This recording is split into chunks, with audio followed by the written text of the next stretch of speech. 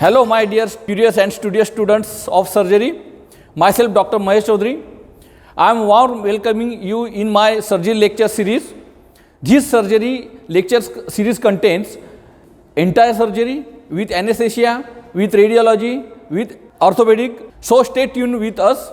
Let's start our surgery lecture series. Welcome dear students in my surgery lecture number 88, that is the disease of the arteries. In this lecture we will cover the arterial occlusions, acute and chronic arterial occlusions, its etiology and pathology, their management, atheroma, investigations of occlusion of arteries and their management like the thromboend arteriectomy, arterial bypass grafting and balloon transluminal angioplasty and other much more. So now start with me the disease of the arteries. First, the arterial occlusion. Arterial stenosis or occlusion is a common arterial disease which is mainly caused by the atherosclerosis, emboli or trauma. According to the places symptoms varies, that is in the lower limb, if the arterial occlusion is there, intermittent claudication, rest pain and gangrene is there. If the arterial occlusion in the heart, the angina pectoris and myocardial infarction. And if the arterial occlusion in the brain, transient ischemic attack, cerebral attack, hemiplegia. And if the arterial occlusion in the kidney causes hypertension, arterial occlusion in the intestine, that is the abdominal pain, infection, necrosis, all conditions arises due to the arterial occlusions in the various organs. There is two types of the arterial occlusions. One is a chronic arterial occlusion and second is the acute arterial occlusions. Dear friends, here the picture on your screen is clearly seen the free flow of the normal artery, and the second picture is showing the artery is narrowed by the atherosclerosis or a plaque and the arterial supply or blood supply is hampered. This is the typical picture of the arterial occlusion. Death of the tissue with infection. Dry infection is limited to the dead tissues to the margins and wet infection extends up. Now first is the chronic arterial occlusion, etiology and the pathology. First, atheroma affects the aorta and its main branches, coronary and cerebral vessels. There are the two types. Type 1 is the yellow plaques in the tunica intima. Subendothelial layers, foam cells accumulate, break down to release the fatty material into the intima and yellow plaques form. This is the first type. Cause weakening of the wall to cause the dilatation or aneurysm by forming the plaques, the weakening of the muscles of the three layers of the arteries, and due to the dilation there is the formation of the aneurysm. Now the second type, accumulation of the fatty material in the intima with the additional fibrosis. This is a more common type and is seen in the middle and old age, also called as atherosclerosis. Yellow porridge like material consists of the cholesterol surrounded by the dense fibrous tissues. In advanced cases, the fatty material undergoes dystrophic calcification which may be seen in the straight X-ray. Here is the acute arterial occlusion. Picture is clearly showing. Now the etiology of the atheroma is not very clearly known, but there are theories which are almost acceptable. First, by the hypercholesterolemia, that is the hereditary. Second is the beta lipoprotein, which includes the cholesterol concerned in formation of the atheroma.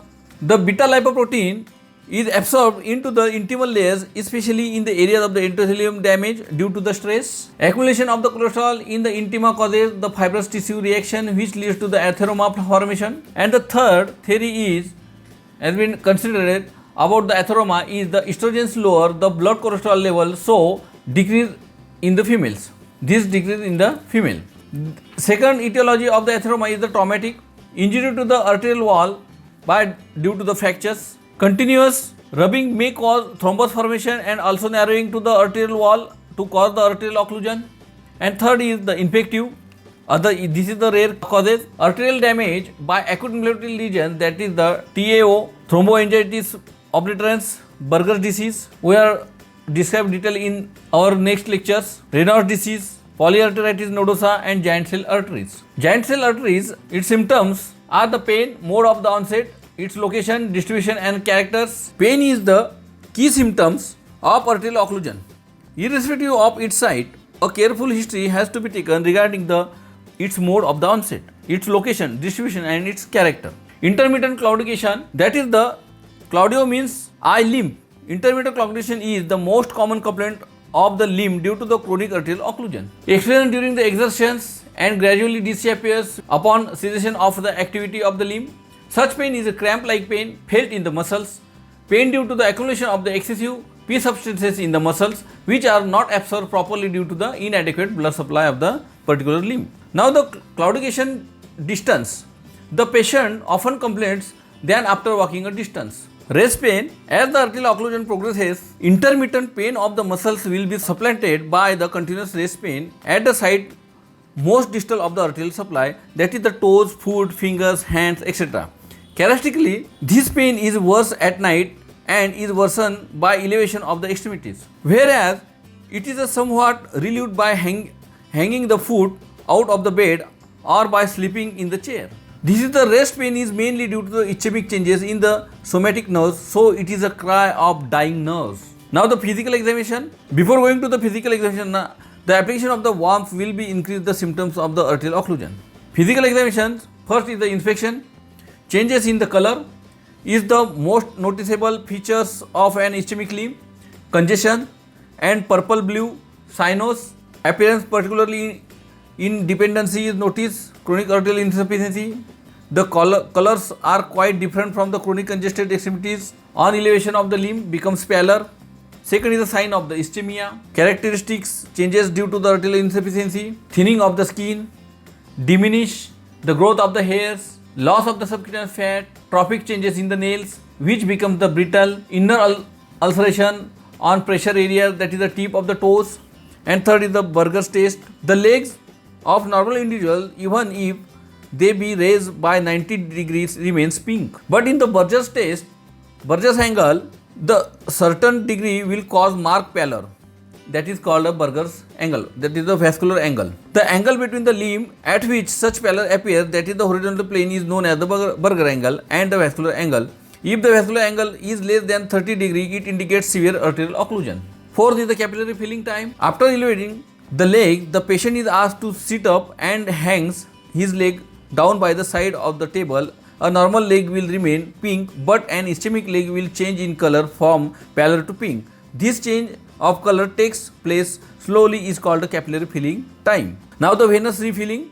The extremities are elevated until the collapse of vein has occurred. The extremities are then quickly lowered and the time required for the veins to refill, the particularly on the dorsum of the foot or hand, is noticed. Normally venous refilling will occur within the 10 to 15 seconds. Longer time for filling means arterial insufficiency. Time more than 1 minute denotes the severe degree of the arterial occlusion. Now the contraindication in incompetent valve and varicosities. Next is the pregangrenous state. The combination of the rest pain, color changes, hyperesthesia with or without ischemic ulceration is frequently referred to as a pregangrenous states. Seventh is the established gangrene. When the arterial occlusion is severe and is existing for quite a long time, gangrenous changes will be seen. And this is the final stage. It is a dry gangrene which is characteristic of chronic arterial occlusion. It starts peripherally and in the toes and extends proximally to the involve gradually in the entire foot and the leg. Now the line of the demarcation is often seen between the gangrenous part and the normal living limb. The line of demarcation is the line of inflammatory zone. Only in case of the Earnhardt, this line of the demarcation is very deeply marked, mainly in the base of the little or the fourth toe. Now the palpation. Skin temperature of the ischemic limb is always colder than the normal limb. Capillary refilling. The tip of the nails or pulp of the toe is pressed for a few seconds and the pressure is then released. The time taken for the blanched area to turn pink in the crude indication of the capillary blood flow. And third is the venous refilling. The two index fingers are placed side by side on the vein. The fingers are now pressed firmly and the finger nearer to the heart is moved proximally, keeping the steady pressure on the vein so as to empty a short length of vein between the two fingers. The distal finger is now released. This will allow the venous refilling to be observed. This is a poor in case of the ischemic limb. This is known as a Harvey's sign also. Fourth is the palpation of the peripheral pulses is the most important features of the examination. In the lower extremities like the femoral, popliteal, posterior tibial and the dorsal pedis, pulses are, and in the upper extremities the brachial, radial, ulnar pulses are felt. The integrity of the pulmonary arteries arch is tested by the performing the Allen's test, which is I described further. Now the Allen test for pulmonary arterial arch, the disappearing pulse after exercising the patient to a point of claudication, previously palpable pulse may be disappears. After rest of the couple of minutes, the pulse reappears. This exercise causes the vasodilatation below the slight arterial occlusion. And third is the auscultation, arterial broods. A systolic brood over an artery revealed by auscultation indicates that slight occlusion of the artery. Such systolic brood is conducted distally. Instrument consists of the BP apparatus, evaluates the pulsal oscillation of the artery during systolic pressure. Now the investigation is to be made, that is the blood examination. General investigation is the blood to exclude the anemia, diabetes mellitus, polycythemia, beta lipoprotein and cholesterol. And second is the plain X-ray to exclude the abdominal aortic aneurysm. ECG should be always be performed to exclude any heart problem. Now the local investigations to detect the blood flow and to know the site of the arterial occlusion and its degree. So the local investigation should be done and important. First is the Doppler ultrasound. Ultrasound beam transmitted to and reflected from the moving blood cells. This is the Doppler effect. And second is the plethysmography to assess the changes in the volume due to the arterial supply to the particular part. So the plethysmography should be done. Next, can ultrasound for resolution of the blood vessels to know the vascularization, to visualization of the blood vessels. Next is the phonoangiography, where vibrations of the low frequency in the arterial wall due to the disturbances in blood flow can be detected as a noise. This is the phonoangiography of the arterial walls, arteries. Next is the determination of the ankle pressure done with the Doppler device. Ankle or arm pressure ratio is 1 or higher. In claudication between 0.5 to 1, this pressure should be kept, and less than 0.5 is advanced degree of the ischemia is showing. Then next is the isotope technique. Xenon 133 dissolve is saline injection intramuscularly, and clearance of which has been used to study the blood flow in the calf muscles. Recently, the technetium has become the isotope of the choice, through the technique remains essentially the same. Next is the electromagnetic flow meter. When a column of the blood moves, an electric potential is produced which is the proportional to the velocity of the blood and the magnetic field strength. The electric potential is produced at the right angle to the flow. It bears the linear relationship to the velocity of the blood flow. Two electrodes are placed dramatically opposite to each other and the contact with the arterial wall. This is the cuff type of the electromagnetic flow meter. The electrodes on the surface of the artery pick up the electromotive force induced in the blood by its motion through the magnetic field and feed it back to the suitable electronic amplification. Such a method can detect the change in the rate of the blood flow of 1%. But the greatest disadvantage of this technique is that the artery has to be exposed. Now, the investigation of the vasospasm, 8th type of the local examination in the arterial occlusion. In early part of the Raynaud's disease or Berger's disease, vasospasm is the main cause of the arterial occlusion. Nerve block, that is the post-tibial nerve, Brown's vasomotor index showing the rise of the skin temperature minus rise of the mouth temperature divided by the rise of the mouth temperature. Operation is only advisable when the index is 3.5 or more. Now the oscillometry, this is the particular value in detecting the arterial pulsation at different levels of the limb. Now next is the arteriography. This is the most reliable method of determining the state of the main artery. This procedure gives information about the size of the lumen of the artery, the course of the artery constrictions and dilatation of the arteries, and the condition of the collateral circulations. Runoff, Hypec fortified sodium ditrizoate is the contrast medium often used. Either of the following two methods is generally used. First method is the retrograde percutaneous catheterization and second is the direct arterial puncture. In the first method, under local anesthesia, with proper aseptic precautions, a septic needle and a cannula are introduced into the femoral or brachial artery by the Seldinger's technique. This common femoral artery is used for aortoiliac, renal, mesenteric and femoropopliteal arteriography, whereas the brachial artery is used for the subclavian, vertebral, carotid and thoracic angiography.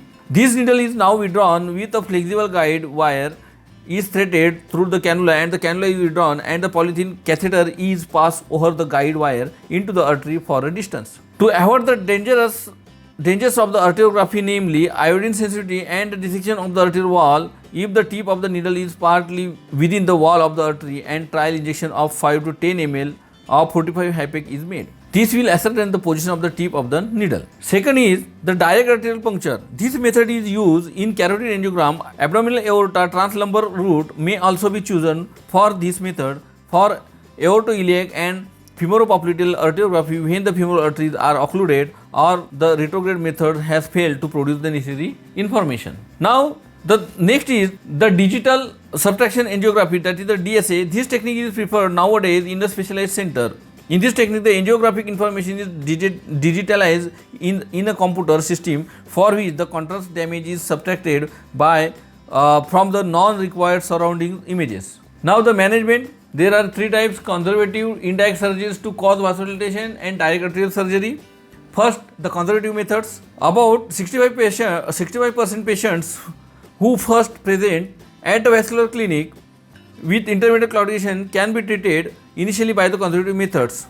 That is the stoppage of the smoking along way to the stop progression of diseases. Diet should be so planned as to reduce the weight in case of the obese individuals. Lipid abnormalities, as mentioned earlier, raised the beta lipoprotein is probably the commonest abnormality found in those suffering from the atherosclerosis. Fourth is the proper explanation in the case of the intermittent claudication if the patient has properly explained that the walking is not doing any harm. Exercise is performed within limit often reduces pain of the intermittent claudication and may help the spontaneous cure. Sixth is the diabetes and the hypertension is present should be treated accordingly. Both these are the play considerable role in the development of the atherosclerosis. And seventh is the care of the feet. This is the particularly required in the preganglion state, patient with rest, pain and diabetic patients. The parts should not be exposed to excessive cold or heat. Stockinette may be used to prevent the feet from the exposure to cold and trauma. By reducing exercise, demand of blood supply is diminished, so pain is relieved to get the great extent. Pressure to the affected foot, particularly over the heel and malleoli. Even minor trauma by the amateur chiropody may start gangrene in preganglion toes. Now, the next is the Burger's position. In this position, the head end of the bed is raised and at the same time the foot end of the bed is gradually lowered about the 6 inches daily. This increases the blood supply to the lower extremity and may improve the condition. Next is the Burgess exercise. In this exercise, the affected lower limb is elevated for 2 minutes and then lowered below the bedside for the another 2 minutes. This process is repeated several times in one sitting. In a day, at least 3 sittings should be performed. This also improves the circulation to the affected lower limb. And next is the analgesics. Various analgesics may be used, of which aspirin in dispersible form is probably the best due to the anti-adhesive effect on the platelets. Next point is the drugs, vasodilator drugs. Drugs to combat the diabetes and hypertension must be used properly. A few antihypertensive agents, particularly beta blockers, may reduce the claudication distances. Orally duodenolone, intra-arterial, that is the papaverine, lignocaine and duodenolone injection, paravertebral injection like near sympathetic chain to relieve from the pain. Chemical sympathectomy should be performed. All these are the conservative treatment. And second is indirect surgeries to cause vasodilatation. First is the sympathectomy. This operation, though not very effective in claudication, yet it has some beneficial role in case of the rest pain and minor ulceration of the toes and the fingers. It is still very doubtful how much muscular blood supply is improved by the sympathectomy. First indication for the sympathectomy is the rest pain and the minor ulceration, which are not amenable to direct arterial surgery. The role of the sympathectomy is probably the best in these conditions. Next is the Berger disease indication for sympathectomy. In this condition, the sympathectomy plays a considerable role. The result seems to be very significant. And third is the Raynaud disease indication for the sympathectomy and other vasospastic conditions. In these cases, the sympathectomy has not been able to bring about considerable success. And the fourth is the senile gangrene or diabetic gangrene in the elderly. In these cases, sympathectomy is only advised where direct surgery is not feasible. Usually, one or two varieties of the sympathectomy is usually performed. First is the lumbar sympathectomy and second is the cervicodorsal sympathectomy. Lumbar sympathectomy for lower limbs and cervicodorsal sympathectomy for upper limbs occlusion is used. Next is the adrenalectomy. This operation is only used in case of the Berger's disease with some satisfactory results. Bilateral adrenalectomy should be performed. Third is the minor surgeries to reduce the muscular activity in ischemic limb. If the muscular activity is reduced, claudication pain will be reduced to considerable extent. This may be achieved by the division of the nerves to the gastrocnemius or soleus in the popliteal fossa. These muscles are the muscles of the calf. Next is the tenotomy of the tendoaxillaris diminishes efforts of the calf muscle by increasing the length of its tendon. And next part of the treatment is the direct arterial surgery. Various surgeries can be recommended according to the type and of occlusion and the artery affected, like the repair of the injured arteries, thromboendarterectomy, arterial bypass grafting, balloon transluminal angiography, angioplasty, other operative salvage procedures has been used. Now, first the repair of the injured arteries. This is performed only when the occlusion is due to the trauma. After exposing the site of the occlusion due to the trauma, simple manipulation of fractured bone ends may cure and the arterial occlusion. When the artery is torn, direct end-to-end arterial suture should be performed with the 50 or traumatic seal. In certain cases, a segment of the artery becomes contused and lacerated. In these cases, the affected portion is removed, and if this segment is small, end-to-end suturing of the artery may become possible without any tension to the suture line. And the next is the thromboendarterectomy. This operation is performed when the atheromatous lesion is short and localized and has affected a big artery like aortoiliac occlusion, or less commonly in the femoropopliteal occlusion. Though it may be require more extensive operation, in this operation the whole length of the obliterated segment is exposed and the atheromatous plaques and the thrombus removed. Arteriotomy is close continuous with the 50 proline, and open end arteriotomy has to be performed. And third is the arterial bypass grafting. In this technique, the diseased segment is bypassed with a synthetic graft, knitted Dacron or Teflon with reverse autogenous long saphenous vein graft. Next is the balloon transluminal angioplasty. In this technique, a balloon angioplasty catheter is passed through the arterial stenosis. The balloon is inflated with dilute contrast medium to a pressure of 5 to 10 atmosphere for a period of 15 to 30 seconds, even up to the 1 minute, after which is deflated. This is the balloon transluminal angioplasty. Dear students, here is the image is clearly showing the intraabdominal iliac arterial occlusion. The plaques is there, and by the open arterectomy, the plaques is removed and suture with the proline 50 in continuous manner is clearly seen in this image. This is the another pictures of the open arterectomy to remove the plaques, and here is the arterial bypass grafting showing in the popliteal region where the femoral artery is blocked and the bypass venous graft is doing there. And here is the abdominal aorta, which is the blockage by the plaques, and the bypass graft is done there.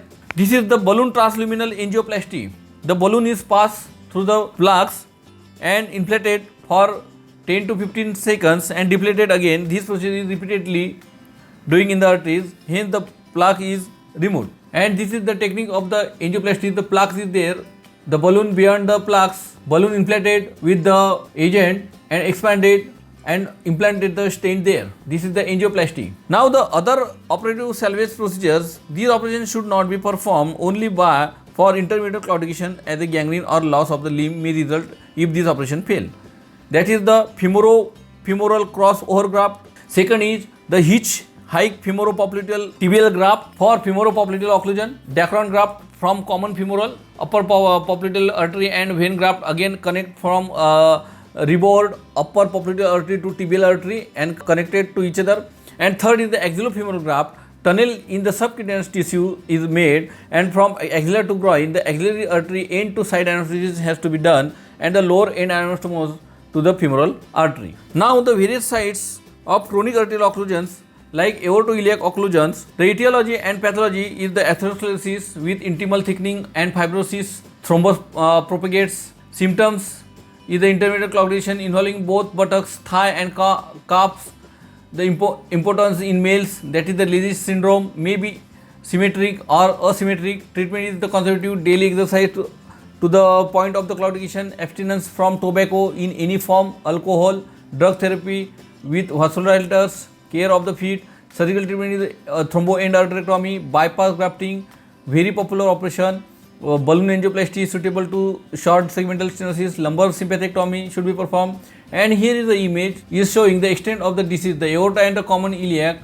There is the operation aortoiliac endarterectomy is done, and in the second B diagram, aorta and common iliac, external iliac is occluded, and aortofemoral Dacron bypass is put there. Third diagram C, external iliac is occluded, the external iliac endarterectomy is done. In the diagrams D, unilateral iliac, poor risk of the patients, femoral Dacron bypass subcutaneously is put. And the diagram E, aortoiliac poor risk patients, the axillofemoral Dacron bypass subcutaneously done. Now the next image is showing the extent of the disease. In the diagram A, superficial femoral artery is occluded and the femoropopliteal veins bypass by the graft.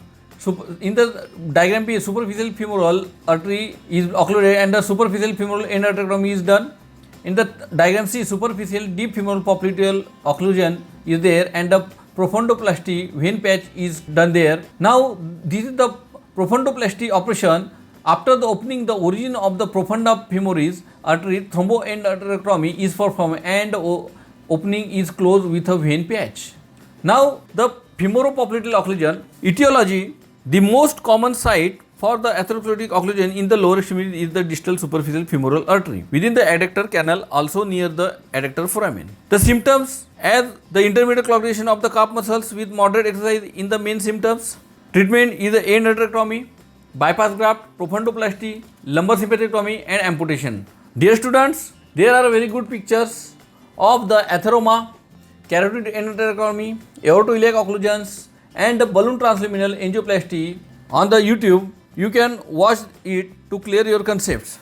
And here is the end of our surgery lecture number 88, that is the disease of the artery. Thank you.